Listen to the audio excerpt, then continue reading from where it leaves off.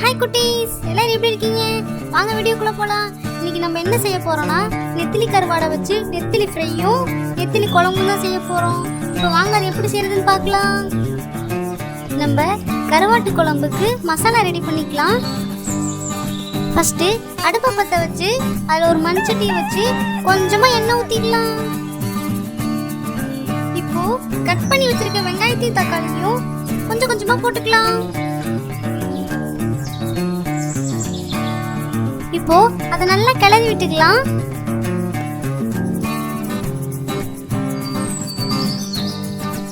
அதுல கொஞ்சமா வரமிளகாய் தூளும் குழம்பு தூளும் போட்டுக்கலாம்.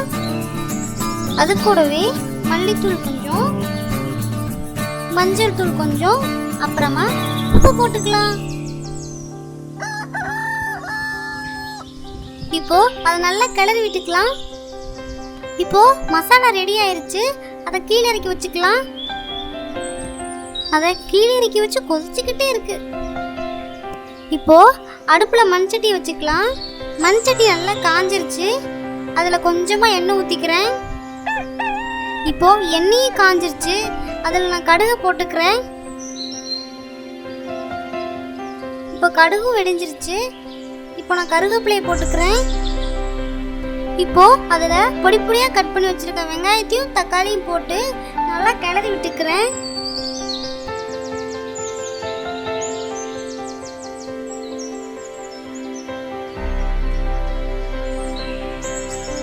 இது வெந்துட்டு இருக்க கேப்ல ஒரு மண்சட்டி எடுத்து வச்சுட்டு அதுல கொஞ்சமா தண்ணி ஊத்திக்கலாம்.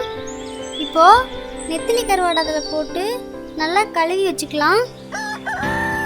பொடி பொடியாக கட் பண்ணி வச்சிருக்க பச்சை மிளகாயும் போட்டு அது கூடவே கட் பண்ணி வச்சிருக்க பூண்டையும் போட்டு நல்லா கிளறி விட்டுக்கலாம்.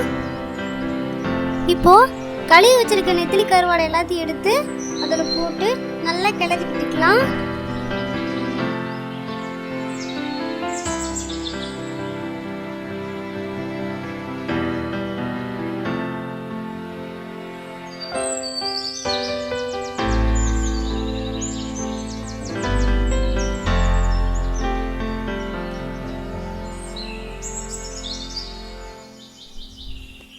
அந்த எண்ணெயிலேயே நெத்திலி கருவாடு பாதி வெந்துருச்சு.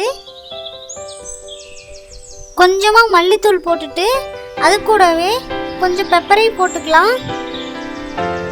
கடைசியாக மஞ்சத்தூளையும் கொஞ்சம் போட்டுட்டு அதை நல்லா கிளறி விட்டுக்கலாம்.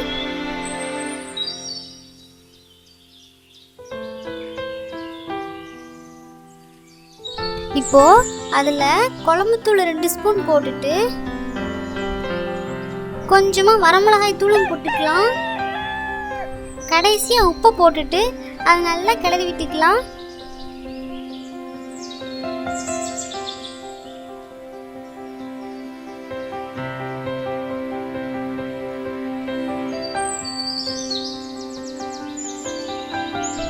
அவ்வளோதான், மணக்க மணக்க நெத்திலி ஃப்ரை ரெடி. இப்போ அதை எடுத்து கீழே வச்சிடலாம். கருவாட்டு குழம்பு எப்படி செய்யறதுன்னா பார்க்க போறோம். அதுக்கு அடுப்புல மண்சட்டியை வச்சுட்டு கொஞ்சமா எண்ணெய் ஊத்திக்கலாம். எண்ணெய் காஞ்சதும் கடுகை போட்டுட்டு சோம்பையும் போட்டுட்டு இப்போ கருவேப்பிலையும் போட்டுக்கலாம்.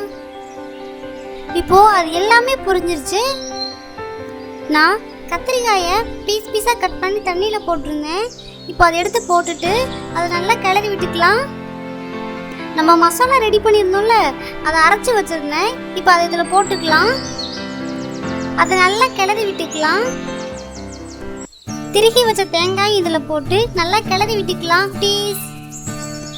இப்போதான் நம்ம முக்கியமான பொருளையே போட போகிறோம். அதுதான் கருவாடு. கருவாடு எல்லாத்தையும் இதில் போட்டு அதை நல்லா கிளறி விட்டுக்கலாம். இப்போ அதில் கொஞ்சமாக தண்ணி ஊற்றி மூடி போட்டு மூடி அதை வேக விட்டுடலாம்.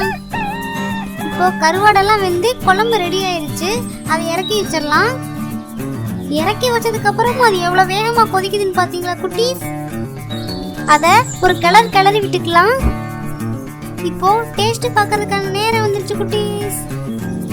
இப்போ ஒரு பெரிய இலையா விரிச்சு அதில் 4 தோசை ஒவ்வொன்றா அடுக்கி வச்சு நம்ம செஞ்சு வச்ச குழம்பையும் ஃப்ரையையும் வச்சு சாப்பிட வேண்டியதுதான்.